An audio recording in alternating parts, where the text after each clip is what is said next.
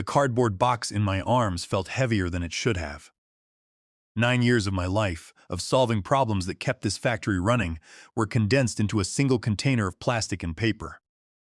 I did not slam the door on my way out, nor did I raise my voice. I simply walked out of the double-glass doors of Summit Manufacturing and loaded my belongings into the back seat of my car. The security guard, a young man I had shared coffee with last week, stood by the entrance and watched me. He shifted his weight, unable to meet my eyes. He had been instructed to ensure I did not steal any proprietary designs or software, as if 9 years of absolute loyalty could be erased by a single spreadsheet. My phone, sitting on the passenger seat, buzzed with an incoming text. I did not look at it. I started the engine, backed out of the space that had had my name on it for nearly a decade, and drove away without looking back in the rearview mirror. This entire situation started because of one man's arrogance and his complete misunderstanding of the systems he was supposed to manage. My name is Julian Vance, and at 54 years old, until 2 hours ago, I was the Senior Quality Control Specialist at Summit Manufacturing. I had earned that title. I completed my engineering degree at 22 and spent 23 years in high-precision aerospace manufacturing, learning how to see the microscopic flaws that others missed. Dad taught me to see the world differently. He would sit at his workbench for hours, his hands steady as he adjusted wheels and springs. While other kids played video games, I learned to disassemble and reassemble pocket watches blindfolded. I loved the quiet rhythm of mechanical balance. When something broke in our house, I fixed it, analyzing the failure points. Precision was my comfort zone, my superpower. When everyone else saw a functioning machine, I saw the loose screw that would cause it to fail in exactly 21 days. Then, 9 years ago, my mother fell ill with cancer. I moved back to my small hometown to care for her during her final months, taking the only technical job available within driving distance of the local hospital. It was a temporary assembly line position, entry level, but I treated it with the same precision I had applied to turbine blades. On my third day, I noticed a microscopic defect in the medical pump components we were producing. It was a tiny misalignment in the injection molds that would cause the pumps to deliver incorrect dosages over time. The failure would not happen immediately. It would occur after months of normal operation in a hospital, when everyone trusted the machine implicitly. I reported it to Clara Jenkins, the supervisor, who dismissed me as a new hire trying to make waves. I went to the floor manager, who told me to stay in my lane. Finally, I wrote a detailed technical report and slipped it under the office door of Lawrence Ward, the company president. The next morning, the assembly lines were halted and engineers verified my findings. Within a month, I was promoted to quality control, where I eventually developed a multi-phase inspection protocol that became the backbone of our operations. For 8 years, things were good. We saved the company over $4 million in potential recalls just last quarter by catching a critical flaw in the V8 model components before they left the warehouse. The old management team valued my precision and respected my expertise. Then, Crown Capital bought Summit Manufacturing. They brought in a new set of executives, a wave of cost-cutting consultants, and a young human resources director named Oliver Miller. Oliver was a man of spreadsheet metrics and business school jargon, completely incapable of understanding what actually happened on the production floor. From his first week, he targeted quality control, calling our inspection sequences an unnecessary cost center that slowed down production efficiency. That morning, Oliver had called me into his office for my annual performance review. He leaned back in his leather chair, a smug smile on his face as he slid a single sheet of paper across the desk. "Quality specialists are easy to find, Julian," he said, his voice dripping with condescension. "I could post an advertisement today and have 3 qualified candidates waiting in line by tomorrow morning. Your metrics are adequate, which is why the board has approved a standard 1.5% cost of living adjustment for your salary." 1.5%. After I had saved the company from a multi-million-dollar disaster just months ago. I did not argue. I reached into my briefcase, pulled out the envelope I had prepared, and placed my resignation letter on his desk. "Under company policy, I am providing 3 weeks of transition notice," I said calmly. Oliver did not even open the envelope. 3 weeks will not be necessary, Julian, he replied, waving his hand dismissively. We can process your departure today. There is no need for a prolonged exit. I pointed to the papers. There is a 40-page transition guide attached to that letter. It contains the specific calibration sequences for the inspection equipment. Oliver did not look. We have capable engineers who can handle the machinery, he said. Clear your desk and leave by 2 this afternoon. I did not say another word. I walked back to my lab, packed my belongings, including a vintage brass watchmaker tool my father had given me, and left the building. The transition guide remained on his desk, unread. Oliver thought he had asserted his authority, but he had no idea what he had just set in motion. In exactly 15 days, he and the rest of the new management team were going to learn very expensive lessons. The mornings after my departure was filled with a quiet that I had not experienced in 9 years. I sat on my wooden porch with a cup of black coffee, watching the morning mist rise from the wet grass in my backyard. For the first time in nearly a decade, I did not have to review calibration logs, check production schedules, or prepare for early morning meetings with the engineering team. My phone lay on the wooden table beside me, its screen dark. I had deliberately left it off until late in the morning. When I finally turned it on at 9, the screen lit up with an avalanche of notifications. I had 35 missed calls and 56 text messages. Most of them were from technicians on the production floor, but 4 of the voicemails were from Oliver Miller himself. I listened to the first voicemail from Oliver. His tone had shifted from the arrogant condescension of the previous afternoon to a clipped, tense demand. Julian, we need you to call the office immediately regarding the testing sequences for the V8 components. His voice said, a faint note of annoyance hidden beneath the professional exterior. This is an administrative priority, and we expect a prompt response. The background noise in the voicemail was loud, filled with the chatter of anxious engineers and the hum of printers. I deleted the message. The next voicemail was even more revealing. Julian, this is Oliver again. We are experiencing some minor calibration discrepancies in the quality control lab.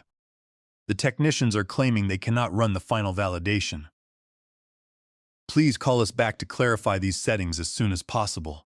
It is critical that we resolve this before the end of the day. I deleted that one too.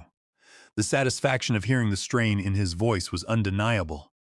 But I had no intention of resolving a crisis for a man who had told me I was easily replaceable. He wanted to treat me like a line item, so I would let him experience the cost of removing that line item. Instead, I opened my personal laptop and began documenting the full scope of the quality verification system I had built. The system was not just a set of instructions, it was a complex methodology that combined physical calibration, software algorithms, and specific environmental controls that I had refined over 9 years. The technicians knew how to press the buttons and read the green lights, but they did not understand the underlying mathematical sequences that adjusted the sensors for ambient temperature and material density.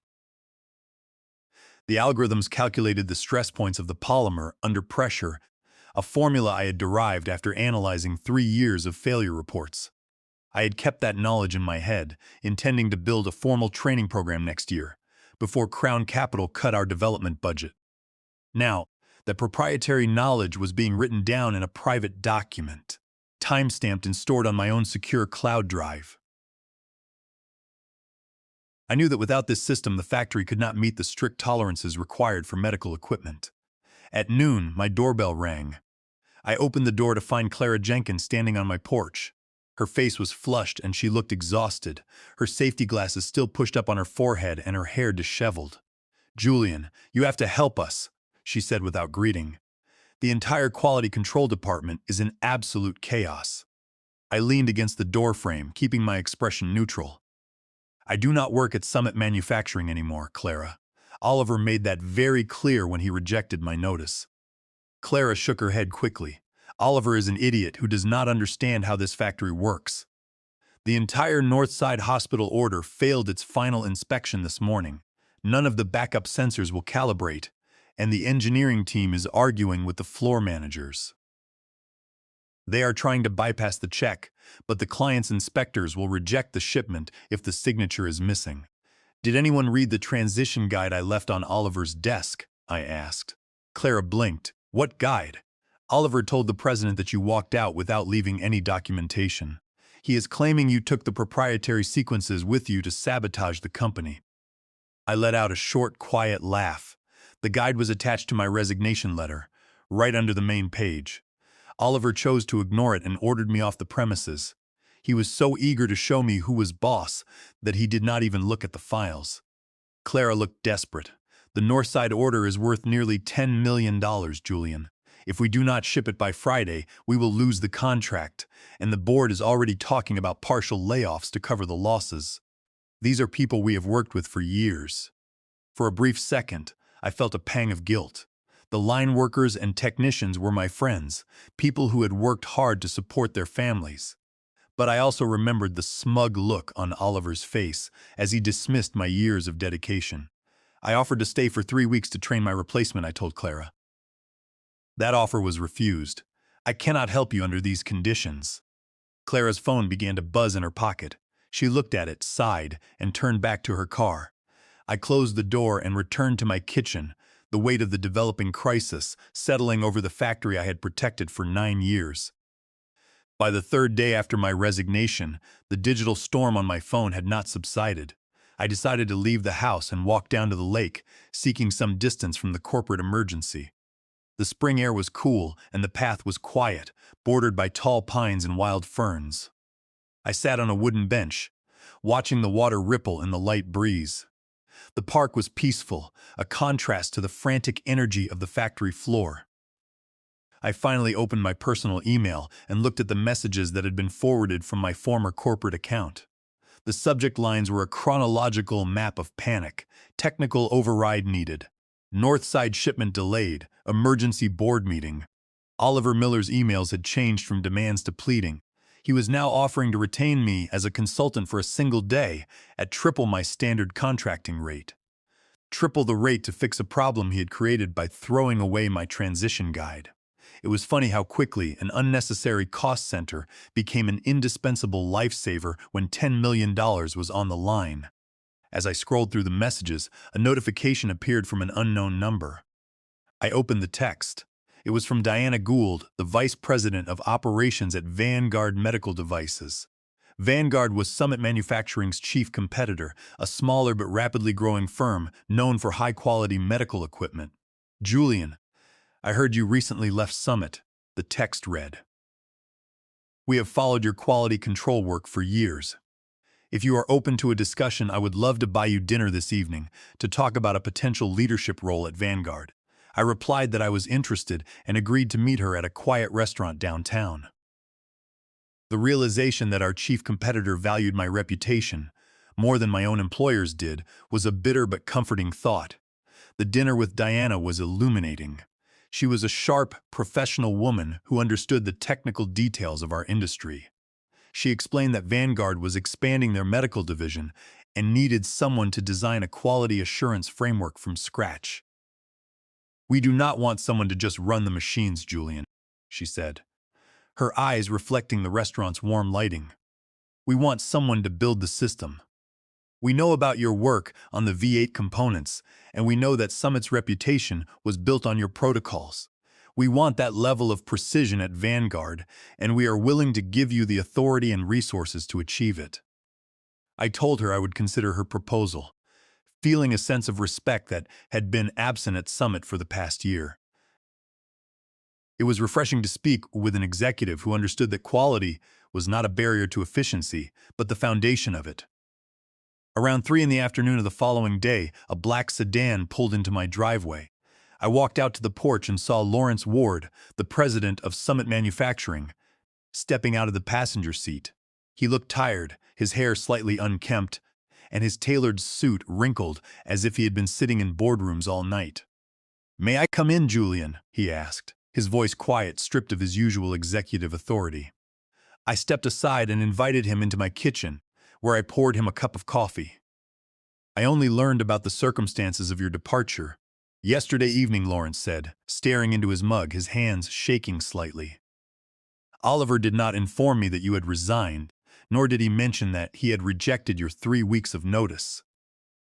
He told the board that you had suddenly walked out during a routine review, leaving the testing equipment inoperable. I pulled a printed copy of my resignation letter from my desk drawer and placed it before him. This was the letter I handed to Oliver, I said. And this was the 40-page transition guide attached to it, which contained the calibration formulas. Oliver refused to read it. Lawrence skimmed the pages, his expression hardening as he realized the depth of Oliver's incompetence. He chose to hide this from us to cover his own mistake, Lawrence murmured.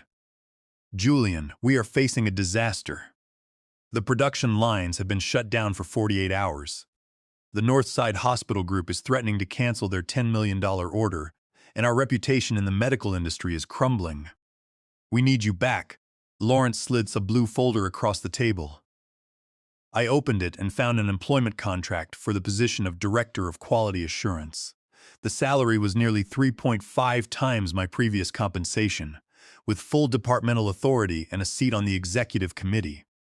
You would report directly to me, Lawrence said, and Oliver will be required to issue a written apology to you and the entire department.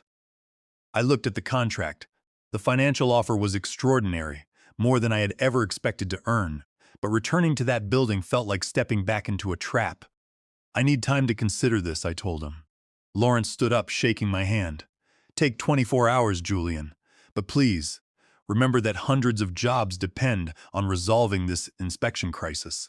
After he left, I sat alone in the quiet kitchen, staring at the blue folder.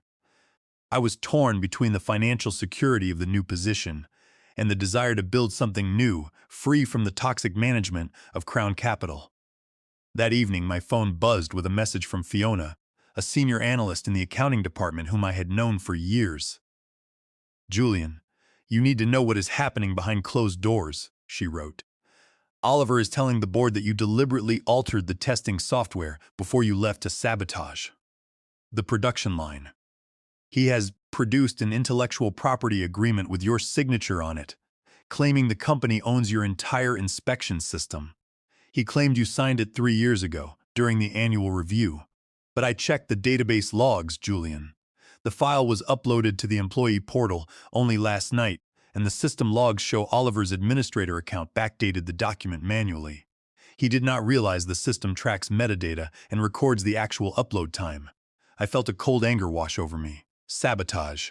For 9 years, I had worked late nights and weekends to protect that company from defects, and now they were accusing me of a felony to shield an incompetent director.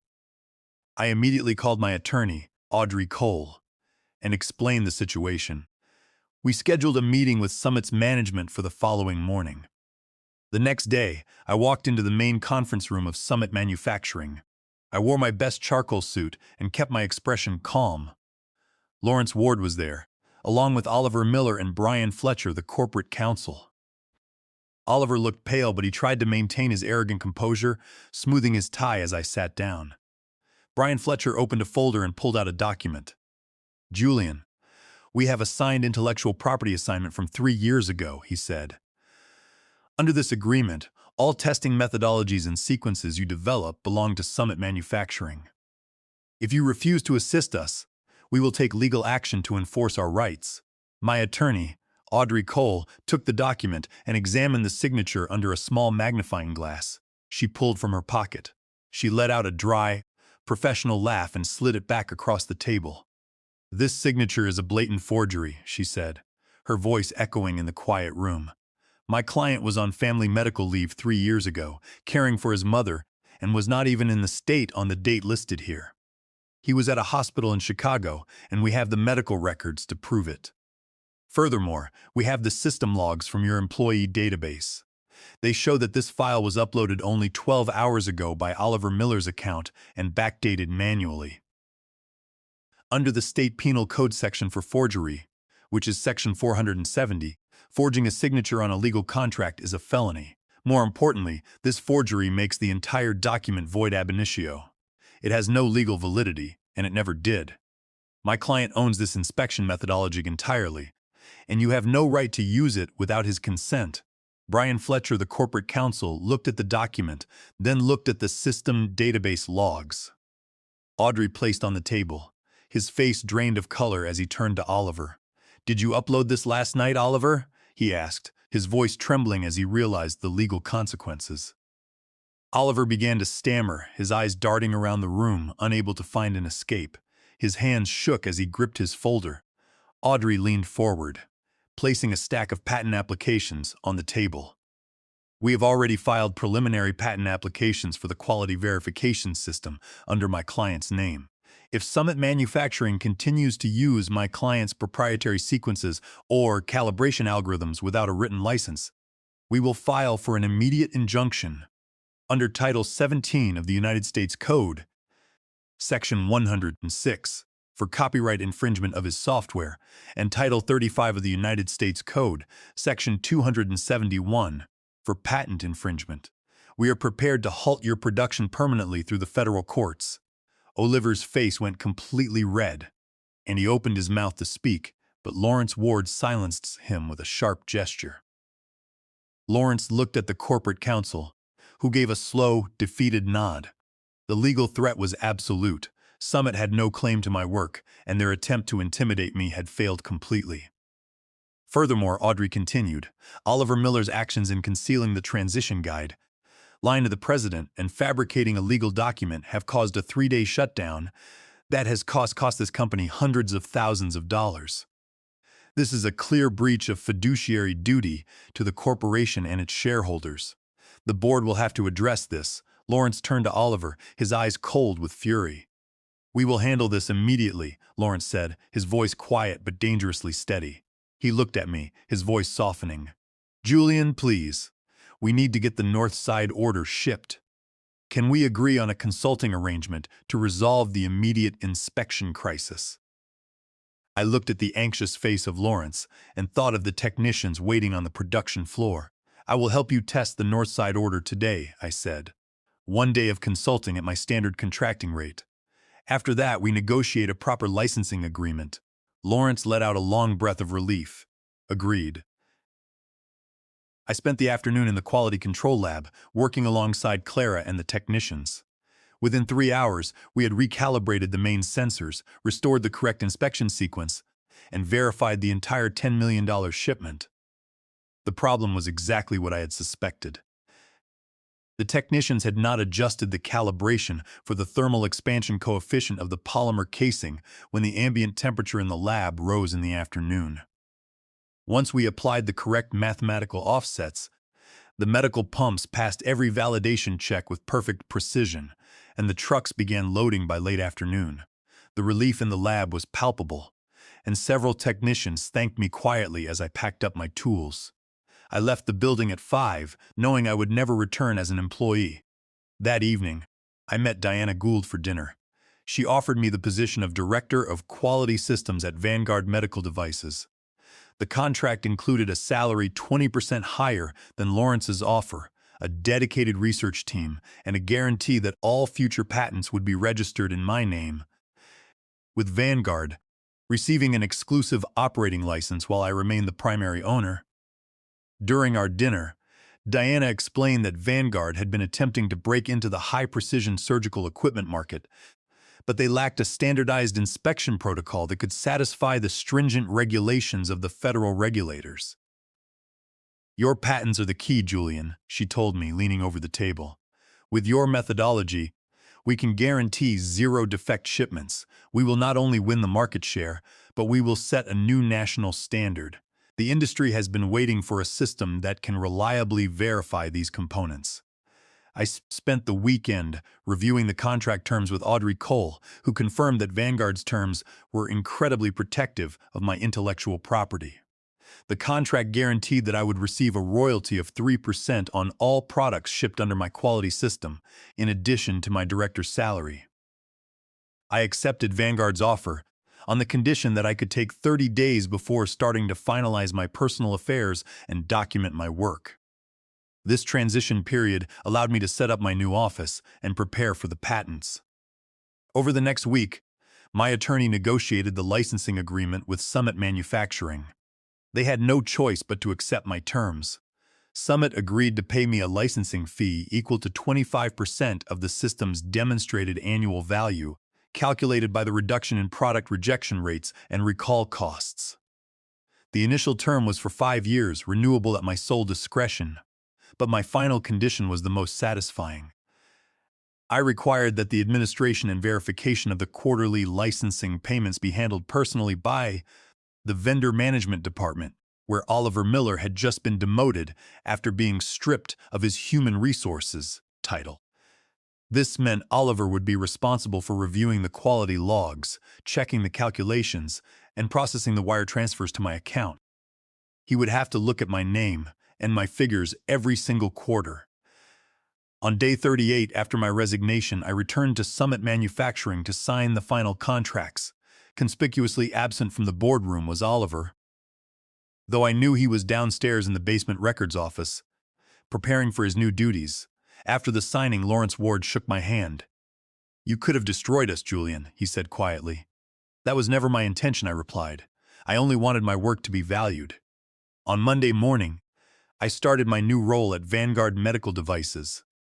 The environment was a complete contrast to the final months at Summit. The management team listened to our recommendations, and my department was treated as an essential pillar of the company's success rather than a cost center. Within 9 months, my team at Vanguard had implemented an enhanced version of my quality protocols, helping the company capture 15% of Summit's market share. Meanwhile, Summit struggled to maintain its margins under the heavy cost of the licensing fees. Every 3 months, a certified check arrived in my mailbox, accompanied by a detailed quality report verifying the calculations. Each check was signed by Oliver Miller. The man who had laughed and told me I was easily replaceable was now spending his days meticulously calculating the value of my precision, forced to document exactly how essential my work was to his company's survival. Sometimes, the most satisfying revenge is not about destroying the people who undervalued you. It is about forcing them to acknowledge your worth, day after day, year after year, while you move forward into a better life. I no longer worry about being replaceable. My patents are secured, my systems protect patients in hospitals nationwide, and my work speaks for itself. On weekends, I sometimes teach the young apprentices at Vanguard the basics of watchmaking, showing them how the smallest gears drive the largest mechanisms. It is a quiet reminder of where I came from, and a way to pass on my father's legacy of precision to the next generation. Meanwhile, the checks continue to arrive, a quarterly reminder of the cost of arrogance, signed in Oliver's neat, strained handwriting. I have established my value on my own terms, and that is a victory no spreadsheet can ever take away.